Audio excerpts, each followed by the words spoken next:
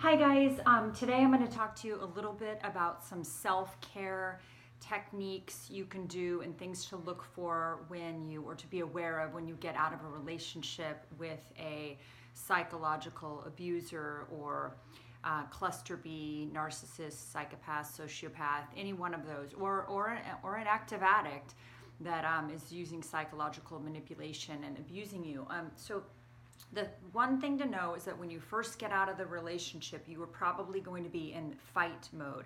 Your adrenal system gets drained by being in this mode, especially if you had any sort of legal battle with them or over custody of children or divorce. You are in that fight mode, and your body really, it takes a toll on your body in terms of your adrenal system. You just gets drained. Then after you go through that process, then you will probably be in the stage of where you will be completely fatigued. You will have depression, or it's likely that you'll have depression and symptoms of CPTSD. You might have sort of where it's hard for you to get outside of the home. You might isolate. You might feel like just being sort of like a little hermit. And I'm going to recommend that you go against that and you do you take some contrary action. And one thing you can do that's very, very simple is drink 8 glasses of water a day. Really important to stay hydrated. Be really aware of what you're putting in your body. Stay away from sugars. Stay away from foods that are high in carbs. Eat clean, lean proteins and lots of green leafy vegetables.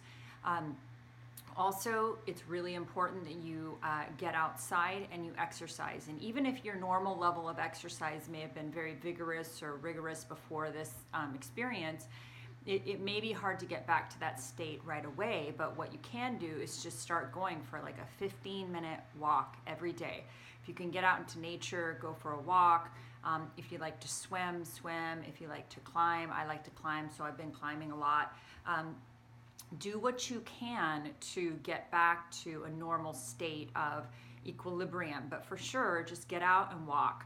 Do not isolate too much. Make plans with friends. Do things with safe people who love you, who care for you, who will nurture you, who will help you through this process.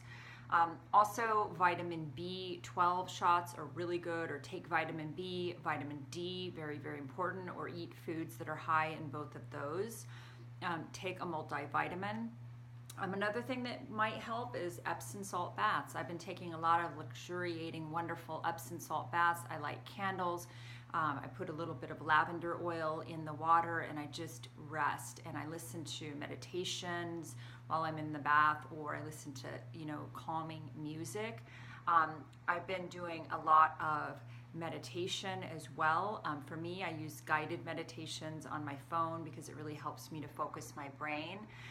Other things that you can do is for insomnia. It's very likely that you're going to have insomnia when you get out of these relationships, and there's some really good meditation podcasts or even just YouTube for for complex PTSD, anxiety, and depression. There's some really good insomnia meditations that will help you go to sleep and that will calm your brain. Another thing that you may want to do is I definitely recommend going to see a therapist, somebody who specializes in people that have experienced, somebody who clearly understands the nuances and the differences of getting out of these relationships with these psychological manipulators, because it's basically like you've basically been in a cult of one. You've been brainwashed, and so somebody needs to, you need to see somebody who clearly understands that that's what's happened to you. Other things that might help are 12-step recovery groups for codependents, or for Al-Anon's another one, CODA. There's also some for love addiction, the SLAA, Sex Love Addicts Anonymous. Even if you don't identify as a sex addict, you might want to check it out for sort of love addiction issues. Also, I have found some really great relief from EMDR therapy. as well as TMS, transcranial magnetic stimulation. That is actually sort of like electric shock therapy, but it's with magnets instead. I found a free study in my area and it was exceptional. It really just calmed my brain down. Very helpful. I joined a study for complex PTSD, but they also have some for depression, at least in my area. So these are some things you can do to help you.